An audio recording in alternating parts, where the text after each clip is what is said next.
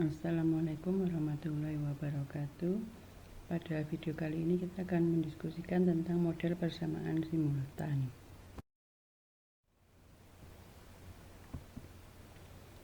Dalam peristiwa ekonomi seringkali kita menemukan bahwa ada beberapa variabel yang saling mempengaruhi. Misalkan pendapatan ini akan mempengaruhi konsumsi. Artinya kalau pendapatan kita naik, maka diharapkan konsumsi itu juga akan naik. Nah, kenaikan konsumsi ini akan mengakibatkan peningkatan produksi karena adanya permintaan untuk keperluan konsumsi. Sehingga pendapatan juga akan naik sebagai balas jasa dari faktor-faktor produksi. Jadi, pendapatan ini akan mempengaruhi konsumsi dan sebaliknya, konsumsi juga akan mempengaruhi pendapatan. Nah, ini contoh model persamaan simultan. CT sama dengan beta 0 ditambah beta 1 YT plus ET. Dan YT sama dengan CT plus ST.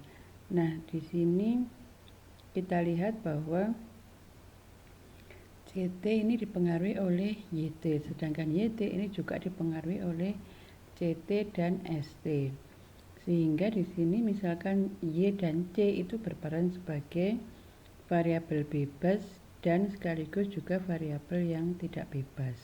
Sehingga di sini penggunaan istilah variabel bebas dan variabel tidak bebas menjadi tidak sesuai lagi. Nah, di sini untuk model persamaan simultan kita menggunakan istilah variabel eksogen dan variabel endogen. Di mana variabel eksogen itu adalah variabel yang nilainya ditentukan di luar model. Untuk contoh ini, variabel eksogennya adalah ST.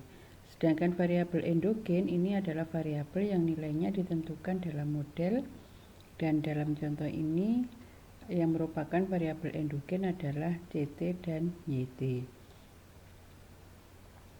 Mungkin lebih gampang kalau kita menghafal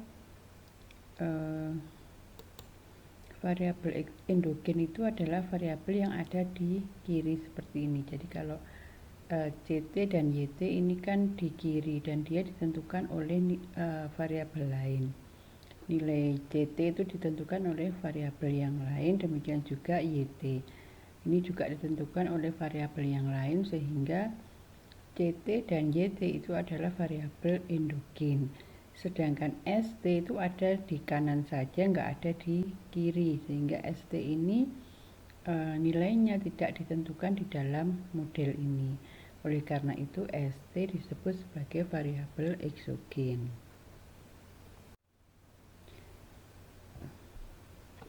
Contoh yang lain adalah fungsi permintaan dan fungsi penawaran. Nah, fungsi permintaan ini adalah Q, sama nanti ya, permintaan dan penawaran itu sebenarnya sama-sama Q karena menunjukkan jumlah barang. Nah, fungsi permintaan itu adalah QTD sama dengan alfa 0 ditambah alfa 1 P ditambah dengan E1T. Nah, di sini alfa 1 itu kurang dari 0. Jadi fungsi permintaan itu berhubungan negatif dengan harga. Artinya kalau harga naik maka permintaannya akan turun. Sebaliknya kalau harganya turun maka permintaan akan naik. Sedangkan fungsi penawaran itu adalah QTS sama dengan beta 0 ditambah beta 1 PT ditambah E2T dengan beta 1 lebih dari 0. Jadi hubungan antara penawaran dan harga itu adalah positif. Artinya kalau ada harga naik maka penawarannya akan meningkat. Nah, kemudian ada hubungan atau equilibrium antara permintaan dan penawaran. Jadi permintaan itu sama dengan penawaran.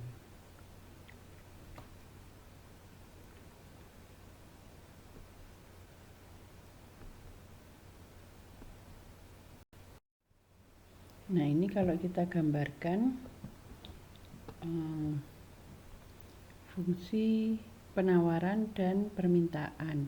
Yang merupakan fungsi penawaran ini adalah S ini atau supply, kemudian ada fungsi penawarannya permintaannya yaitu D1, D2 dan D3. Nah, ini kalau misalkan D-nya awalnya di D2 gitu ya, maka ketika harga naik menjadi P3,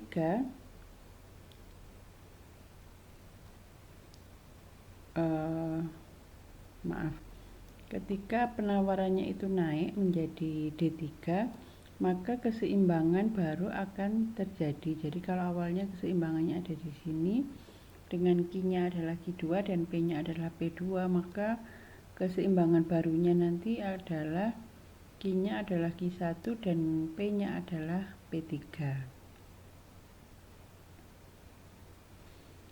Kemudian apabila D-nya permintaannya turun dari D2 ke D1, maka keseimbangan barunya adalah di sini, yaitu ketika P-nya adalah P1 dan Q-nya adalah Q3. Nah, E1 ini misalkan berubah, misalkan E itu adalah daya beli atau selera penduduk, itu berubah, maka Q juga berubah. Jadi yang bisa merubah Q itu antaranya adalah daya beli atau selera penduduk. Nah, perubahan daya beli atau selera penduduk ini akan merubah atau menggeser kurva permintaan ke atas jika E1-nya positif dan bergerak ke bawah jika E1-nya negatif. Nah, tentu pergeseran kurva permintaan tadi sudah kita lihat akan mengubah P dan Q keseimbangan. Jadi akan membentuk P dan Q keseimbangan yang baru.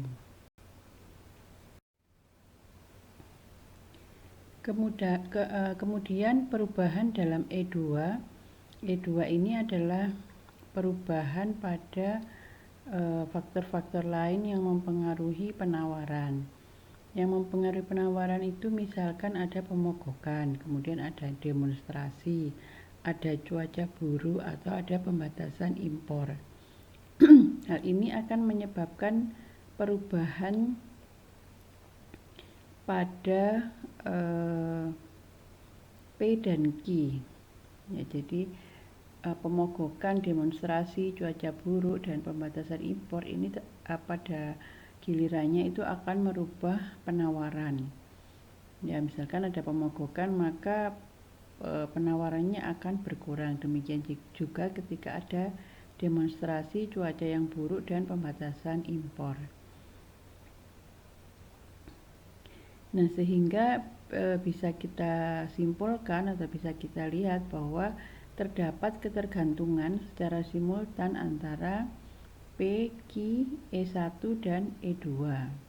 Kemudian ada korelasi antara variabel penjelas dengan error. Jadi kalau errornya berubah, E-nya ya, itu akan bisa merubah P dan Q. Oleh karena itu, metode OLS tidak bisa digunakan.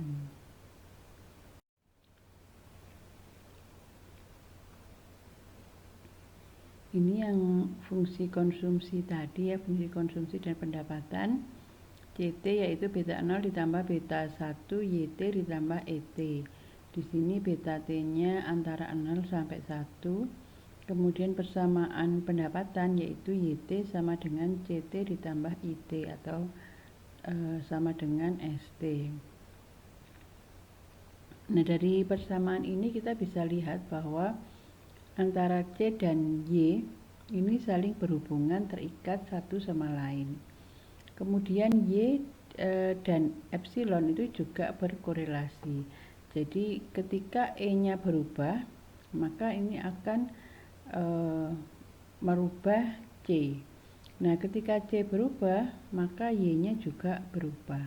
Nah, dari sini kita juga bisa melihat bahwa ada korelasi antara epsilon dan Y pada persamaan yang pertama ini. Ya, jadi kalau E-nya berubah, C-nya berubah. Kalau C-nya berubah, Y-nya berubah. Padahal Y ini adalah variabel bebas di persamaan yang pertama. Jadi kalau E-nya berubah, ada perubahan juga pada variabel Y. Jadi ada hubungan atau ada korelasi antara variabel bebas dengan epsilon.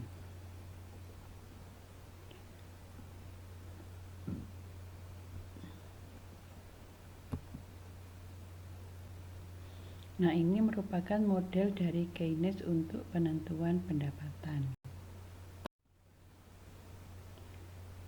Kemudian yang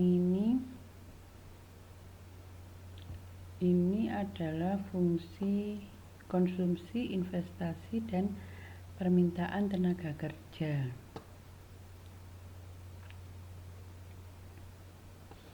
Jadi konsumsi itu adalah beta 0 ditambah beta 1 PT ditambah beta 2W plus W aksen T ditambah dengan beta 3 PT minus 1 plus E1T.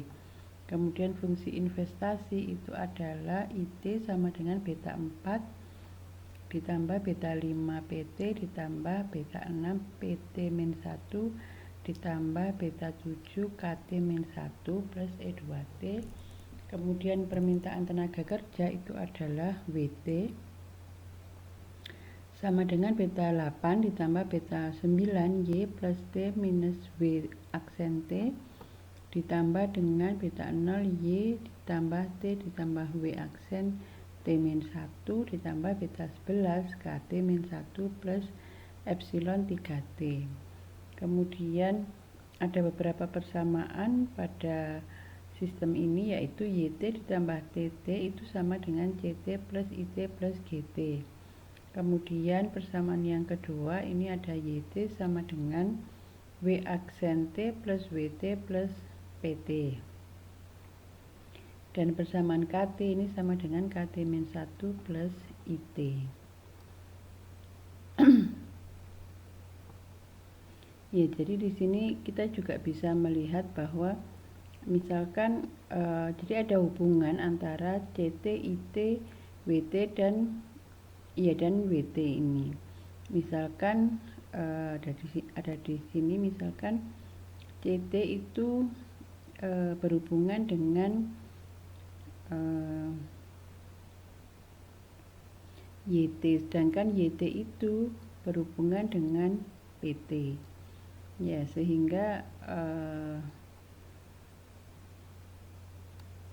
kemudian KT ini juga berhubungan dengan KT-1 dan IT.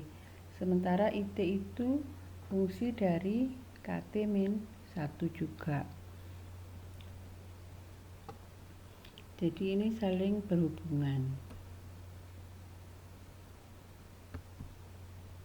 Nah, ini adalah model Keynes model 1. Modelnya lebih kompleks daripada model Keynes.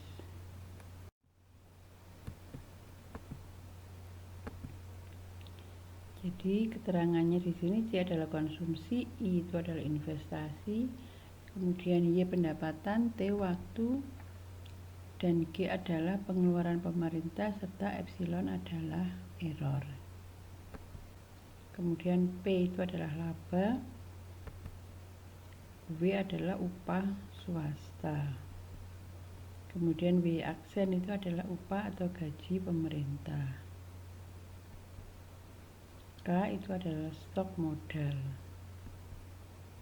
Dan T adalah pajak T besar. Oke, kemudian dari sistem persamaan itu bisa kita bentuk persamaan tereduksi atau reduced form. Reduced form itu adalah persamaan yang diperoleh dengan memecahkan sistem persamaan simultan sedemikian hingga bisa dinyatakan setiap variabel endogen dalam model yang hanya terdiri dari variabel eksogen saja. Nah, reformulasi dari model tersebut itu disebut dengan bentuk turunan atau reduced form dari sistem persamaan struktural. Jadi kalau yang model awalnya itu namanya sistem persamaan struktural. Nah, untuk menemukan persamaan turunan atau reduced form ini kita bisa menyelesaikan kedua persamaan secara simultan untuk menemukan nilai misalkan Y dan C yang merupakan variabel endogen. Misalkan tadi kita punya sistem persamaan yaitu CT sama dengan alfa ditambah beta YT. Kemudian persamaan yang kedua adalah YT sama dengan CT ditambah I. Maka ini persamaan yang kedua, ini kita masukkan ke persamaan yang pertama. Jadi persamaan pertamanya adalah CT plus alfa plus beta YT. Nah, kemudian YT-nya ini kita ganti dengan CT plus IT, karena CT plus IT ini sama dengan YT. Sehingga dari sini kita bisa dapatkan CT sama dengan alfa plus beta kali CT plus IT sama dengan alfa plus beta CT plus beta IT. Oke, kemudian CT-nya ini saya bawa ke kiri. Kita kumpulkan di sini jadi 1 minus beta CT sama dengan alfa plus beta IT. Nah, ini maka CT itu bisa kita tuliskan sebagai, jadi yang ini kan bisa dikelompokkan jadi 1 minus beta kali CT. Sehingga CT sama dengan alfa plus beta IT dibagi dengan 1 minus beta. Nah, kemudian ini kita simbolkan alfa per 1 minus beta itu sama dengan H0. Kemudian beta per 1 minus beta itu kita lambangkan dengan H1. Sehingga CT sama dengan H0 ditambah H1 IT. Ini lambang saja ya, H0 dan H1 bukan hipotesis 0 atau hipotesis 1. Nah, sehingga CT ini merupakan fungsi dari IT yang merupakan variabel eksogen. Jadi dalam hal ini variabel endogen CT itu hanya merupakan fungsi dari variabel eksogen.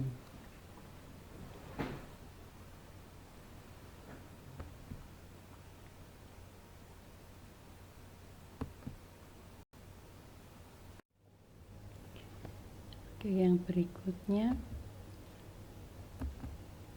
persamaan pertama ini dimasukkan ke persamaan yang kedua.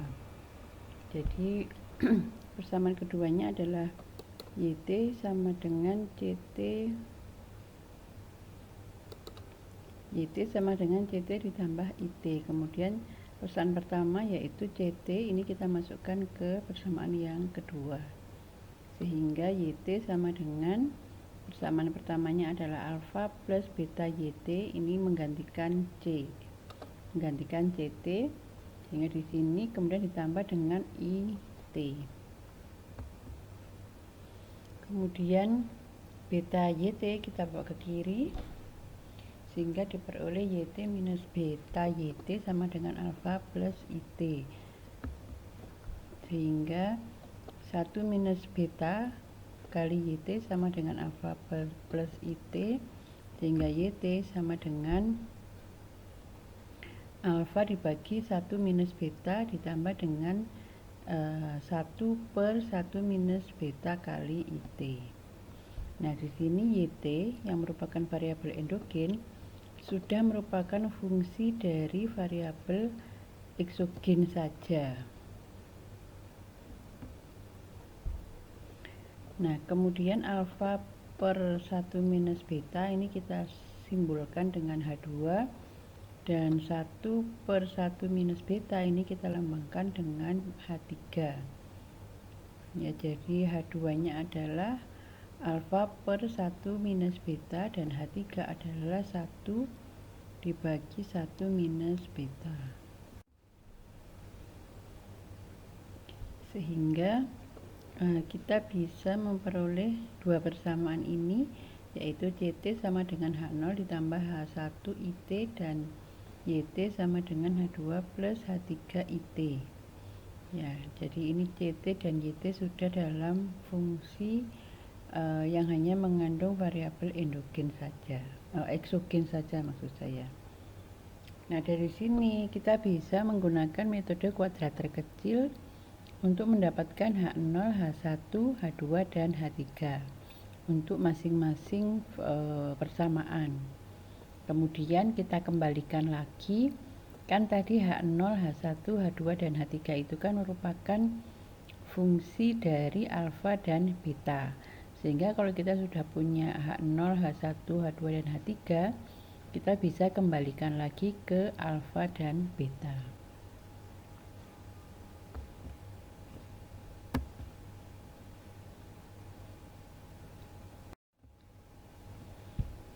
Yang berikutnya adalah identifikasi model. Nah, identifikasi model ini tujuannya untuk mengetahui apakah estimasi parameter dapat dilakukan melalui persamaan reduced form dari sistem persamaan simultan. Nah, ada 3 kemungkinan atau secara umum sih ada 2, dibagi menjadi 2, yaitu persamaan tidak teridentifikasi dan persamaan teridentifikasi. Dikatakan persamaan tidak teridentifikasi jika estimasi parameter tidak dapat dilakukan melalui persamaan reduced form. Sedangkan persamaan teridentifikasi ini jika estimasi parameter dapat dilakukan melalui persamaan reduced form dari sistem persamaan simultan. Nah, teridentifikasi ini juga dibagi menjadi 2. Yang pertama adalah teridentifikasi tepat. Ini apabila masing-masing nilai parameter bersifat unik, jadi hanya mempunyai satu nilai. Sedangkan teridentifikasi berlebih, ini jika masing-masing nilai parameter mempunyai lebih dari satu nilai.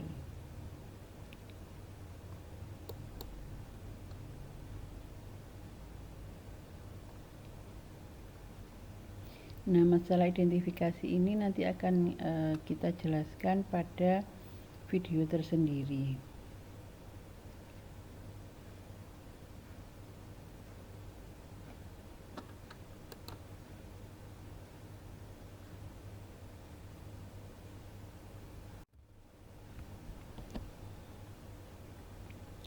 Oke, selanjutnya estimasi persamaan simultan.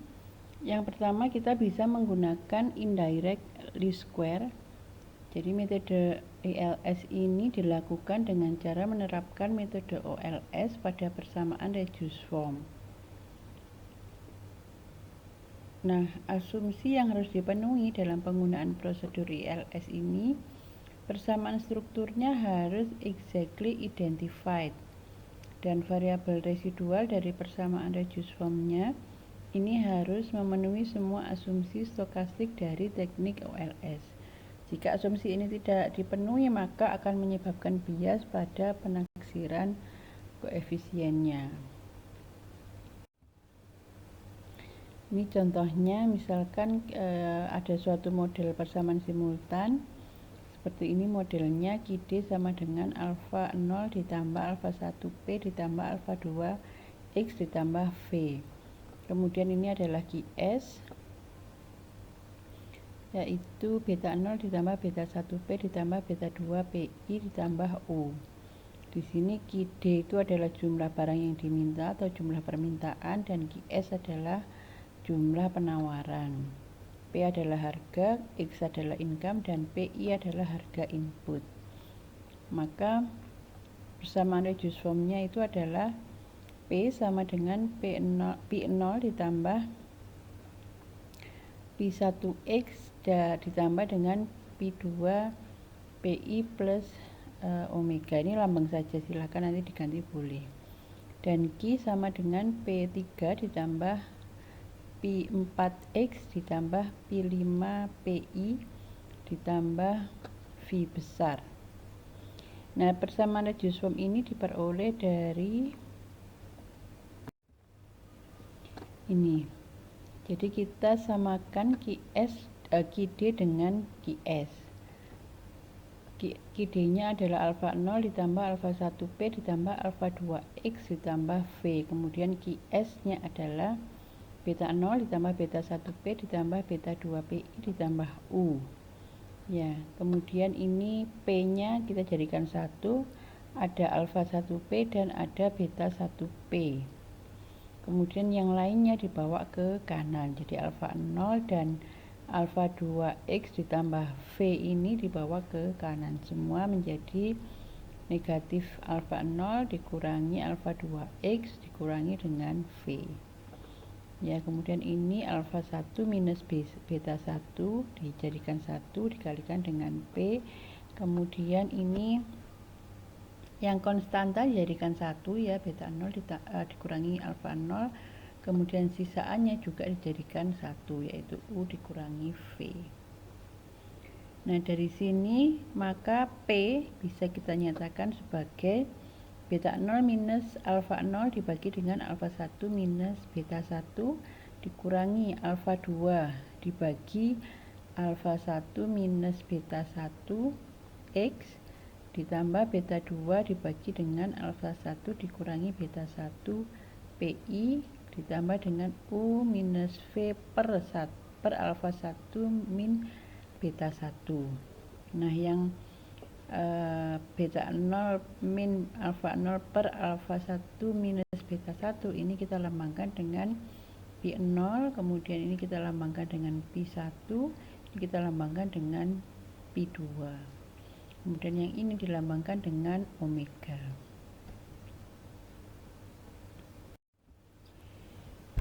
Kemudian kita substitusikan P-nya tadi yang sudah kita peroleh dengan salah satu persamaan Q, misalkan dengan QD. Jadi QD itu adalah alfa 0 plus alfa 1P ditambah alfa 2X ditambah V.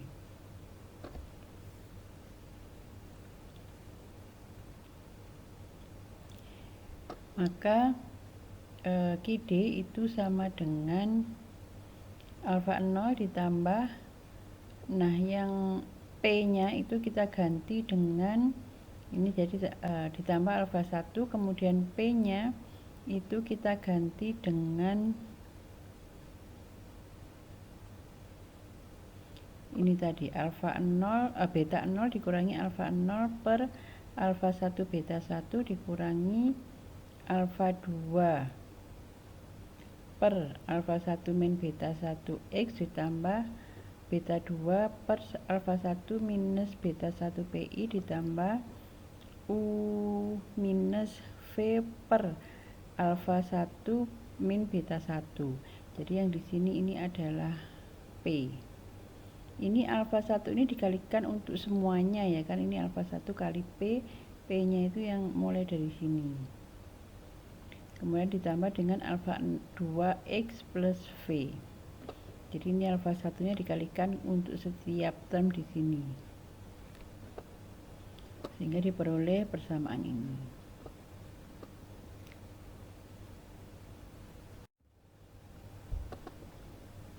Kemudian kita samakan semua penyebutnya menjadi alfa 1 minus beta 1 sehingga diperoleh persamaan ini. Kemudian diselesaikan ya.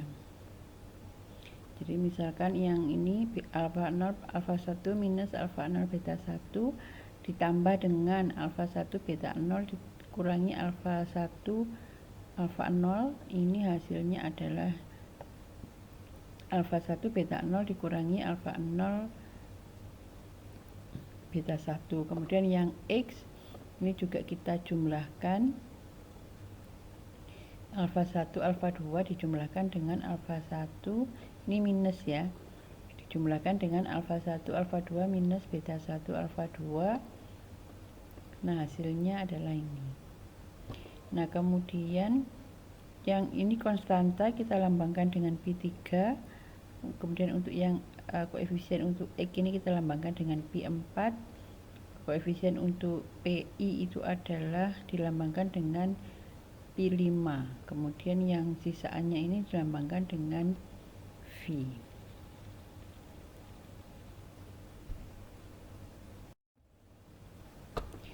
Jadi dari persamaan reduced formnya ini diperoleh 6 koefisien reduksi, yaitu Pi0, Pi1, Pi2, Pi3, Pi4, dan Pi5.